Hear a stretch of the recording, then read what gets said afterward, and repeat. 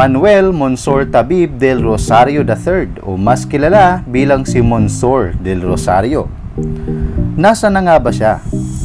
Si Monsor del Rosario ay pinanganak noong May 11, 1965. Siya ay isinilang sa Maynila pero lumaki sa Bacolod City kung saan nanirahan ang kanyang pamilya. Sinasabing kanyang ina ay may lahing Arabo. Siya din ay kilala bilang martial artist. Natuto siya sa larangang sport na ito sa pamamagitan ni Joe Lopez Vito na isang kilalang Modo Kwan Tang Soo Do practitioner. Matapos nito ay bumalik siya sa Manila para mag-aral ng high school dito at nakapag-aral din ng Taekwondo noong 1977 bilang estudyante naman ni Hong San-chun. Si Monsor ay hinirang bilang unang Pilipinong nanalo sa lightweight division sa larangan ng Taekwondo Sports Competition. Simulan 1982 hanggang 1989 ay sumali sa larangan ng sports na ito at paulit-ulit ding nanalo sa naturang kompetisyon. Naging daan ito para siya ay magbukas at magtayo ng kanyang sariling Taekwondo Training Center sa Pilipinas.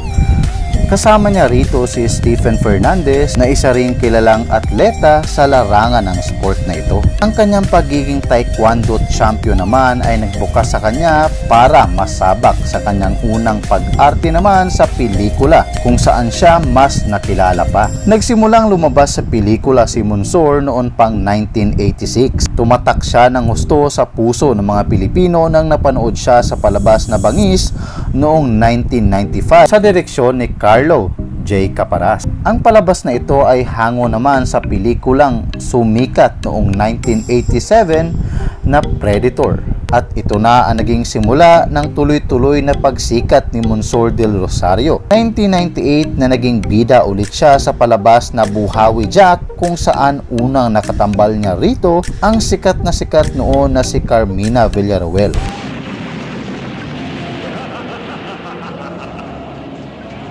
Kasamaan pa rin ang mangingibabaw sa mundo ito. Nila ang isang lalaking Kasama rin sa naturang pelikula sina Aramina, Nino Mulak at Chuck Perez na super sikat din sa mga panahong iyon.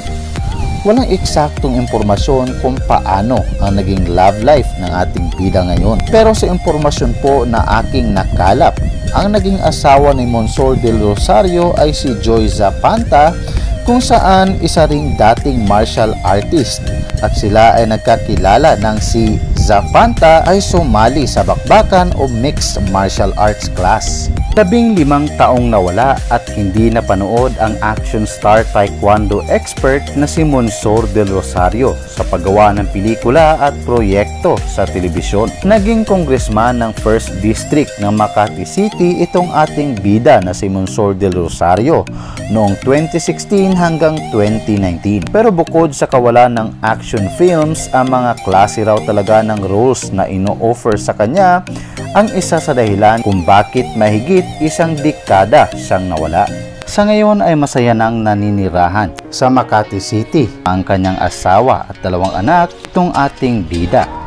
At ayon din sa kanyang asawang si Joy Zapanta, nang minsan itong ma-feature sa isang pahayagan patungkol sa mga mommies, ay sinabi nitong wala siyang ibang VIP sa kanyang buhay kundi ang kanyang asawa at mga anak na si Mati at Isabel. Kung meron pa kayong mga topics na nais po ninyong ating pag-usapan, ay i-comment nyo lang po ito at sisikapin ko po na ito ay magagawa ng kwento. Muli po, Yo Palermo.